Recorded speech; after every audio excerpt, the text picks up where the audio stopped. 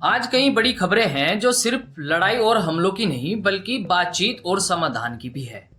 एक तरफ गजा सिटी में नया सैन्य ऑपरेशन चल रहा है जिसने पूरे क्षेत्र में तनाव और मुश्किल हालात पैदा कर दिए हैं।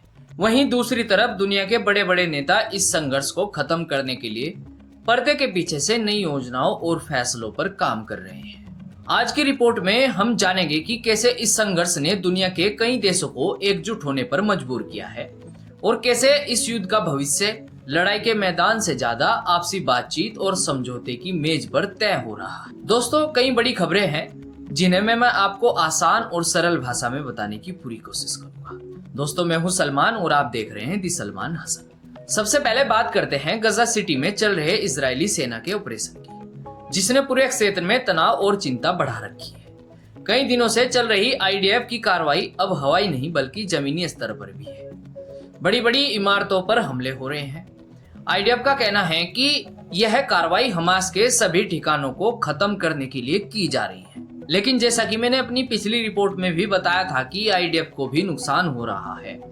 रिपोर्ट के मुताबिक यह खबर सामने आई है कि गजा सिटी में लड़ाई के दौरान मेजर साहर नाम के एक इजरायली सेना अधिकारी की मौत हो गई।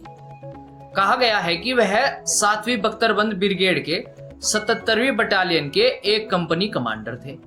एक हमास लड़ाके ने एक आरपीजी से उनके टैंक पर हमला किया, जिसमें मेजर साहर गंभीर रूप से घायल हो गए और उनकी मौत हो गई। रिपोर्ट के मुताबिक जो तस्वीर आप स्क्रीन पर देख रहे हैं वह मेजर साहर की बताई गई है, जिनकी उम्र सिर्फ 27 साल थी।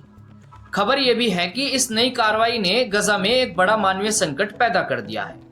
गजा सिटी के स्वास्थ्य मंत्रालय के अनुसार पिछले 48 घंटों में 38 फलस्तीनियों की जान जाने की खबर है और कई लोग घायल हो गए। हालांकि गाजा प्रशासन ने यह स्पष्ट नहीं किया है कि इनमें कितने नागरिक हैं और कितने लड़ाके। गजा में संयुक्त राष्ट्र पहले ही अकाल की घोषणा कर चुका है, जिसे इसराइल ने खारिज कर दिया था। अब इस नए हमले के बाद कई सहायता एजेंसियां चेतावनी दे रही है कि गजा में मानवीय समस्या और भी गहरी हो सकती है।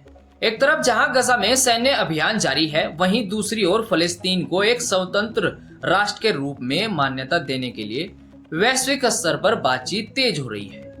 न्यूयॉर्क में संयुक्त राष्ट्र महासभा में एक महत्वपूर्ण शिखर सम्मेलन होने जा रहा है। इस सम्मेलन की मेजबानी फ्रांस और सऊदी अरब कर रहे हैं, जिसका मुख्य उद्देश्य है 2 राष्ट्र समाधान को फिर से शुरू करना।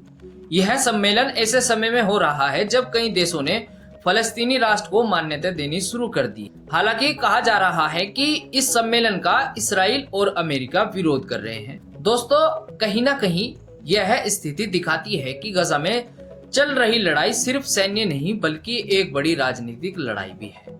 जहां एक तरफ युद्ध हो रहा है, वहीं दूसरी तरफ दुनिया के देश इस समस्या का एक अस्थायी समाधान ढूंढने की कोशिश कर रहे हैं। अब बढ़ते हैं अपनी दूसरी खबर की तरफ।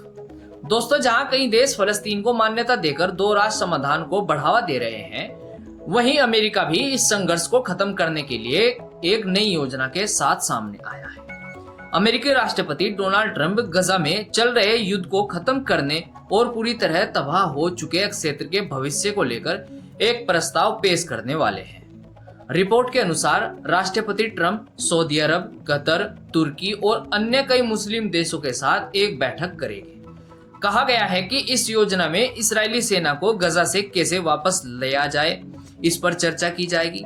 हालांकि इस योजना का मसौदा इस्राएल की तरफ से तैयार नहीं किया गया है, लेकिन रिपोर्ट के मुताबिक प्रधानमंत्री बेंजामिन नेतन्याहू को इसके विवरण के बारे में जानकारी दी गई है। अब देखना होगा कि मुस्लिम देशों के साथ राष्ट्रपति ट्रंप की होने वाली यह बैठक क्या रंग लाती है। दोस्तों, जुड़े रहिएगा हमसे इस तरह के अपडेट्स के लिए। मिलते हैं नई खबरों के साथ, तब तक के लिए मुझे दीजिएगा इजाजत।